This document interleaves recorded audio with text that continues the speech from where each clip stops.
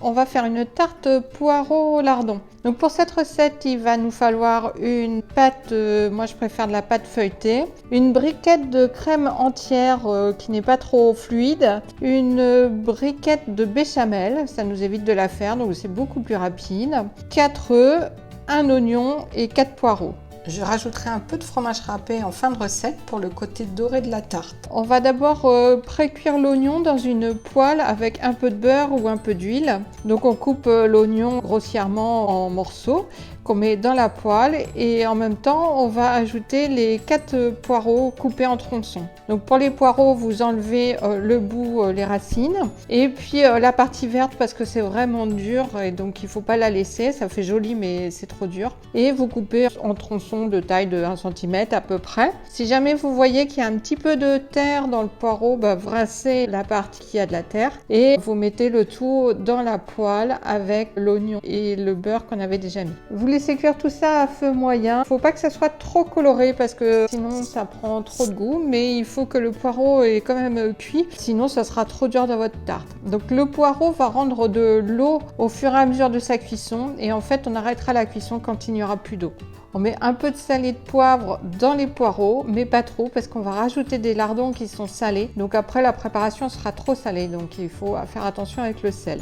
Pendant ce temps-là, vous allez préparer vos lardons. Alors soit et c'est du lard comme là j'ai acheté puisqu'il n'y avait pas de lardons. Si vous trouvez des lardons tout prêts, vous prenez des lardons fumés ou des lardons nature, c'est très bien. Il faut savoir que les lardons sous vide rendent souvent beaucoup d'eau à la cuisson. Donc on pré-cuit soit les lardons dans de l'eau bouillante, soit là, comme on a déjà une préparation dans une poêle, on va les rajouter 5 minutes avant la fin de la cuisson pour les cuire et enlever aussi l'eau des lardons. Si vous laissez trop d'eau dans votre préparation légumes, c'est-à-dire que vous n'attendez pas que toute l'eau soit évaporée, à ce moment-là, votre tarte va être trop liquide et ne va pas être prise à la cuisson. Donc là, je prépare mon lard, j'enlève les parties dures, c'est-à-dire un peu la peau et puis les petits os qui sont dans le lard. Et je vais couper mon lard en dés d'une certaine taille parce que moi j'aime bien quand on sent les morceaux de lardon. À notre préparation, oignons, poireaux et bien cuit.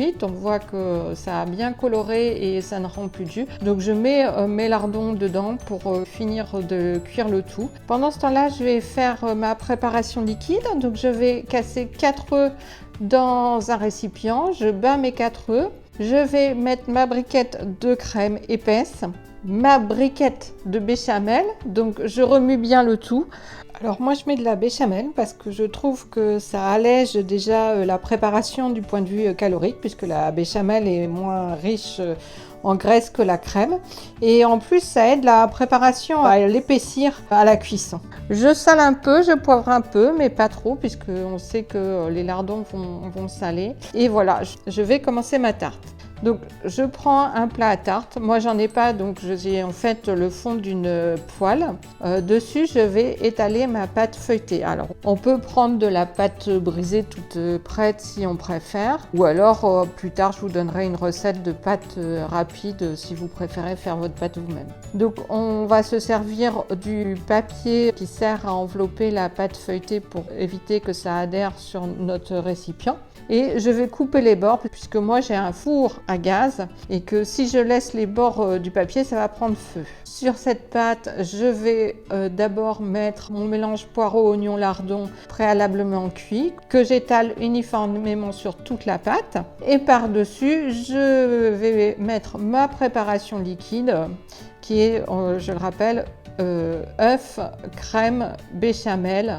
Sur le dessus, je vais verser un petit peu de fromage râpé pour que ça donne un côté coloré et croustillant.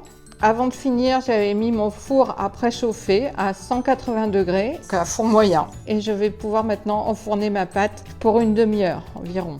Voilà, ma tarte salée est cuite. Regardez, ça fait une belle couleur. Donc on peut la manger chaude ou froide, accompagnée d'une petite salade. C'est un vrai délice.